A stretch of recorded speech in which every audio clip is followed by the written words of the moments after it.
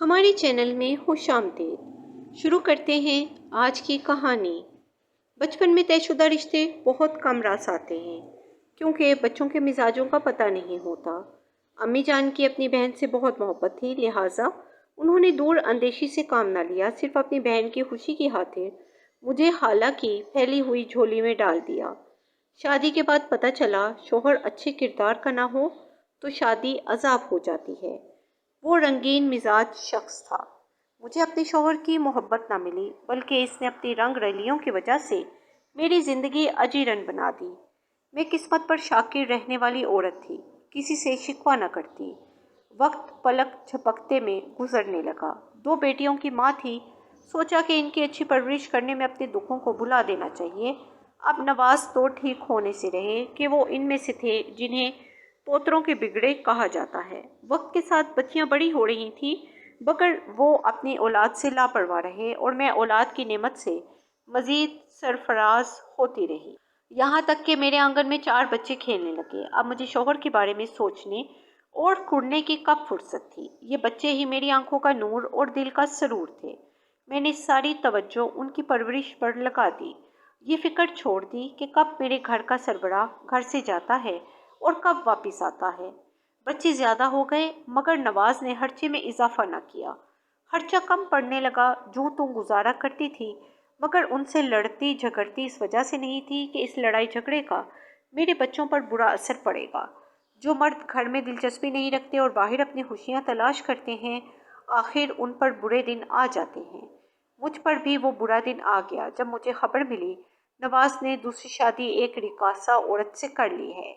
ये इतला मेरे लिए मौत की खबर जैसी थी, क्योंकि मैं जानती थी कि अब मुझे अकेले ही अपने बच्चों को पालना है।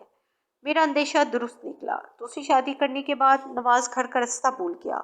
उसे एक नया घर जो बसा लिया था, रफ्ता रफ्ता उसने खर्चा देना भी बंद कर दिया। मैंने लोगों के घरों से कपड़े लाकर सीने शुरू किए, मजदूरी तलाश की।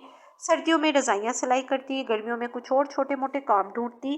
खाना एक वक्त पकाती, एक वक्त हम चने खाकर सो जाते।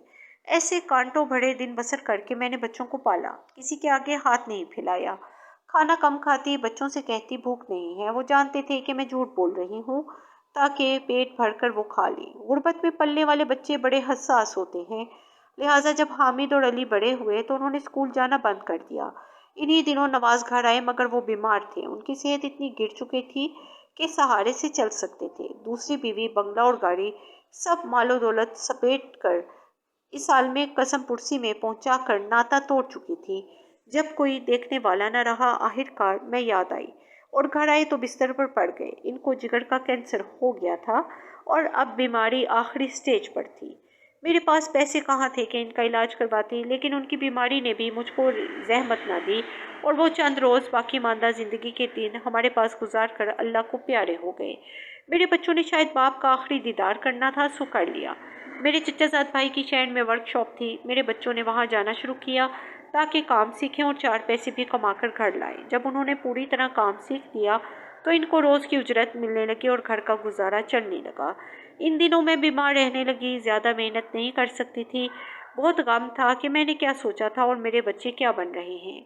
मैंने तो इनको पढ़ाने लिखाने और आला तालीम दिलाने कई ख्वाब देखे थे। इनको डॉक्टर और इंजीनियर बनाना चाहती थी और ये वर्कशॉप पर मिस्त्री बन रहे थे। अल्लाह का शुक्र है, फिर भी मेरे बच्चे हुनरमंद तो हो गए। बच्चे मुझे तसल्ली देते हैं, गुर्बत तो इंसान को सड़कों पर भटकाती है, भिखारी तक बना देती है। हम फिर भी कोई काम तो सीख गए हैं। वो अपनी नन्ही सी अकल से मेरा हौसला बढ़ाते और मैं आंसू पूंछ लेती। लेकिन मुझे इनको काम करते देखकर बहुत दुख होता कि ये तो इनके पढ़ने लिखने और खेलने कूदने के दिन थे। बड़े बेटे को पढ़ने का बहुत शौक था। जब वक्त मिलता वो किताबें लेकर बैठ जाता। यूँ अपनी हिम्मत से उसने प्राइवेट मैट्रिक कर लिया। इन्हीं दिनों मेरे ससुर के मामूजाद बच्चों का अहवाल पूछने आए। वो असरो रसूख वाले आदमी थे। हमारा हाल देखा तो रंजीदा हो गए। बोले, बेटी तुम चाहो तो मैं तुम्हारे बड़े लड़के को सऊदी अरब भिजवा दूँ। वहाँ मेरे बेटे की वर्कशॉप है, ये इधर काम पर लग जाएगा। मैंने हामी भर ली। उन्होंने कमाल शफकत से अली को अपने बेटे के पास भिजवा दिया। ये सब इतनी जल्दी हुआ कि मुझे कुछ सोचने और समझने का मौका न मिला। बेटे के जाने के बाद मैं उदास थी, लेकिन पेट का दोजख भरने के लिए कुर्बानी देनी पड़ती है, सो मैंने कुर्बानी दी। चंद रुपयों की खातिर जुदाई का दुख बर्दाश्त किया। वहाँ मेहनत मजदूरी से जो मुआवजा मिलता, अली घर भिजवा देता।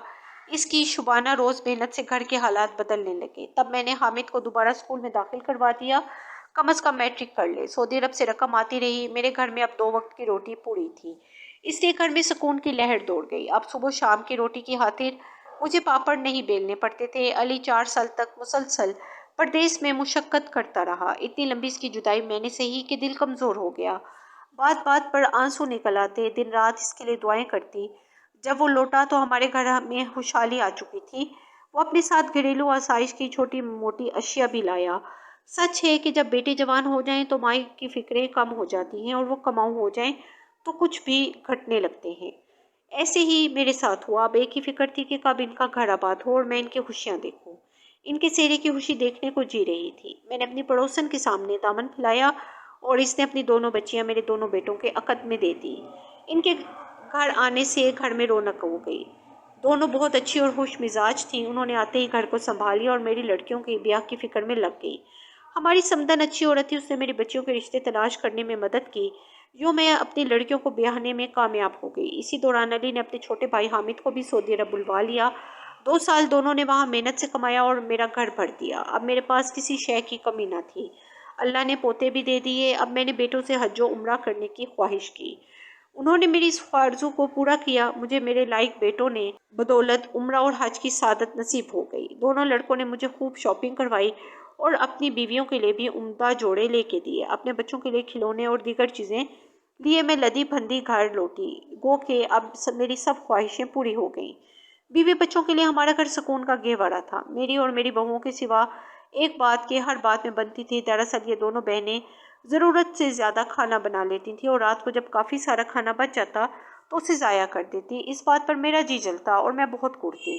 روزانہ ان کو سمجھاتی، کبھی پیار سے کبھی غصے سے، میری بچیوں اس طرح لاپرواہی نہ کرو، بچا ہوا کھانا پھینکنے سے رزق کی بے حرمتی ہوتی ہے اور ہمارا رزق اس بات سے ناراض ہوتا ہے۔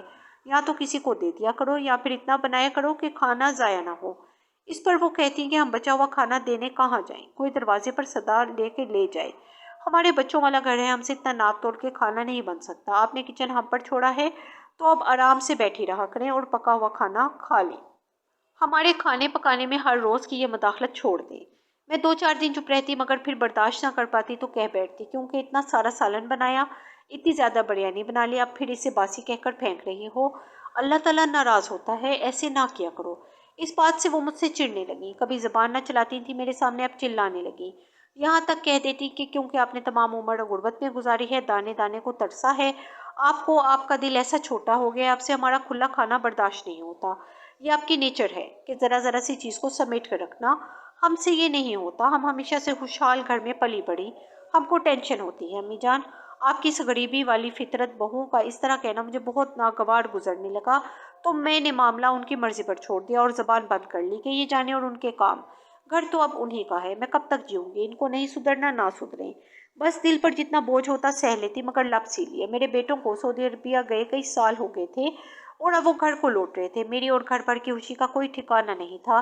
میری بہوئیں گھر کی صفائی میں لگی تھی، اسے سجا سنوار رہی تھی، ان کے بچوں کے باپ آنے والے تھے، انہوں نے کئی نئے جوڑے اپنے اور بچوں کے سلوائے۔ جب علی اور حامد کی آمد کو ہفتہ رہ گیا تو ان کے بچوں نے اپنے باپ اور چچا کو خوش آمدید کہنے کے لیے غبارے خریدے اور گھر کے دروازے کو رنگ برنگی کاغذی پٹیوں اور پھولوں سے سجایا۔ وہ ایسے خوشی منا رہے تھے جیسے گھر میں عید کا سماں ہو، لیکن ان کی خوشیوں کو نہ جانے کس کی نظر لگ گئی، جو میرے بچوں کی آمد سے 4 دن قبل ہی یہ خبر آ گئی کہ جدہ جاتے ہوئے وہ دونوں کار حادثے میں جاں بحق ہو گئے۔ موت برحق ہے مگر جوان بیٹوں کی موت کون برداشت کر سکتا ہے؟ یہ خبر سن کر مجھ پر جو قیامت گزری وہ میں ہی جانتی ہوں۔ میں نے اپنے اللہ سے فریاد کی کہ اے میرے رب، میں کتنی بد نصیب ماں ہوں جو اپنے بیٹوں کا آخری دیدار بھی نہ کر سکی۔ گھر میں کوہرام مچا تھا، چھوٹی بہو کو دیکھ کر دل درد سے پھٹنے لگا۔ وہ تو سکتے کی کیفیت میں پتھر بنی بیٹھی تھی اور بڑی بہو نے بھی بیوگی کی چادر اپنے وجود میں چھپا لی۔ وہ 6 ماہ میرے ساتھ رہیں، پھر میکے چلی گئیں۔ میں نے بھی ان کو نہیں روکا کیونکہ جوان تھیں اور جوان بچیوں کو میں اب سنبھال نہیں سکتی تھی۔ ان کے والدین زندہ تھے، وہی ان کو سنبھال سکتے تھے۔ جس وقت وہ بچوں سمیت چلی گئیں، میں نے رو کر کہا، اے کاش بیٹے خریدے جا سکتے، زندگی لوٹائی جا سکتی تو میں اپنا سب کچھ دے کر ان کو لے آتی، اتنی پیاری بہوؤں کو اس طرح بے آسرا ہو کر گھر سے جانے نہ دیتی۔ لیکن میرے بیٹے انمول دولت ہیں جو خریدنے سے نہیں ملتے۔ अलबत्ता सड़कों और जंगों में तेख तेख हो जाते हैं तो इंसानियों पर सवाए सब्र चारा नहीं होता। मेरी बहुओं के वाले जब तक जिंदा रहे उन्होंने मेरे पोतों और पोती को कोई तकलीफ ना होने दी, तमाम खर्चा उनका उठाते और मेरा भी ख्याल रखते। लेकिन उनके इंतकाल के बाद मेरी बहुओं पर भी वही दिन आ गए जो मुझ पर आए थे। उन्होंने भी मेरी तरह मेहनत मुशक्कत की अपने बच्चे पालने के लिए। उनकी किस्मत भी मुझ जैसी हुई। एक दिन मैं उनसे मिलने गई, मुझे अपने पोते नजर नहीं है। मैंने उनके बारे में पूछा कि फराज और सरफराज कहाँ हैं। बहू बोली काम पर लगा दिया है, वो वर्कशॉप में काम सीखने गए हैं। ये सुनकर मेरा कलेजा कट गया।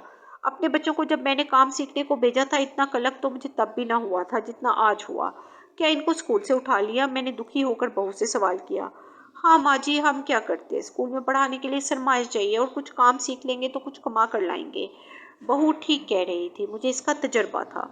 मैं इन्हीं हालात में हामिद और अली को इनके बचपन में काम पर भेजने को मजबूर हुई थी। मेरी ज़िंदगी की तारीख एक बार फिर खुद को पोतों की सूरत हाल में दोहरा रही थी। वो सब कुछ हो रहा था पेट का दोजख भरने के लिए। मेरे बच्चे फिर से मुल्क से बाहर गए। मेरा जी काम किया। मैंने बहू से इल्तिजा की इनको कमाने की खातिर बाहर ना जाने दो। पहले भी मेरे 2 शहजादे कमाने गए थे, फिर लौट कर जिंदा ना आए। मेरी बहू कहने लगी कि अगर आपके पोते कमाने नहीं जाएंगे तो क्या करेंगे? यहाँ रोज़ी मिलनी मुश्किल हो गई है। अब तो मुल्क में ज़्यादा हालात खराब है। इनकी शादियाँ करनी है, छोटे 2 को पढ़ाना है। आखिर ये पैसा कहाँ से आएगा? इनके नाना फोत हो गए हैं, वो होते तो आसरा होता।